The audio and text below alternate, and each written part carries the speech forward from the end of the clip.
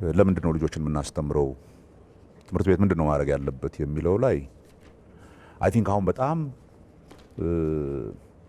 አዲስ ስታይል ሆኖ የቀረበው ልጆችን ለገበያ ማዘጋጀት የሚል ነው። ኢን ዘ ሴንስ ዛት ስኪል ይዘው ገበያ ላይ ወጥተው ራሳቸውን መሸጥ የሚችሉና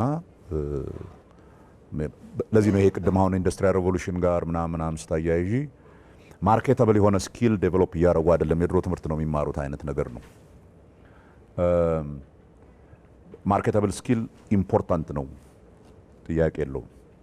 ትምህርት ቤቶች ግን የሚያፈሩት ሰው ኢትስ ኖት ጀስት ብሎ ስኪልድ የሆነ ሰራተኛ ሳይሆን የሰው ልጅ ነው። የሰው ልጅ ደግሞ ዝም ብሎ የተወሰኑ ለስራ የሚያስፈልጉ ስኪሎች መያዝ ብቻ ሳይሆን አንዱ ኢምፖርታንት የሆነው የትምህርት እንትን ከትምህርት ቤት ብቻ ሳይሆን ከቤተሰብ ጀምሮ እንትን የሚያደርገው ሰው ከሰው ጋር አብሮ መኖር የሚችልበትን መሰረታዊ ባህሪዎችንም መፍጠር። ያ ከሌለሽ ዜን ዝም ብሎ ለምሳሌ ጥሩ የኮምፒውተር ኮደር ብቻ ወርጥሮ ዜን ከዛ በኋላ ከሰው ጋር መኖር ማትቺ ከሆነ ዜን ዩር ኮንትሪቢዩሽን ለአጠቃላይ ማህበረሰቡ ሲግኒፊካንት አይሆንም። ኢንፋክት ኢት ካን ቢ ኢቭን ዴንጀረስ። ሶሲዮፓቲክ የሆነ ጸረ ህብረተሰብ የሆነ አቲቲዩድ ይዞ የሚወጣ ከሆነ ልጁ ኦር ልጅቷ ደን ሶ ፕሮብለም አለ። ስለዚህ ሁሉ ጊዜ ምንድነው የምናስተምረው ስንል ምን አይነት ልጆች እንድናፈራ ነው የምንፈልገው።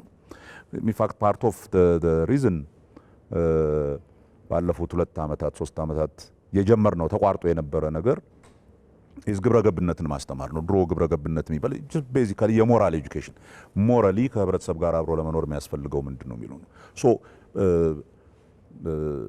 ሰፋ አርገን አይተን ነው አፕሮች ማድረግ ያለብን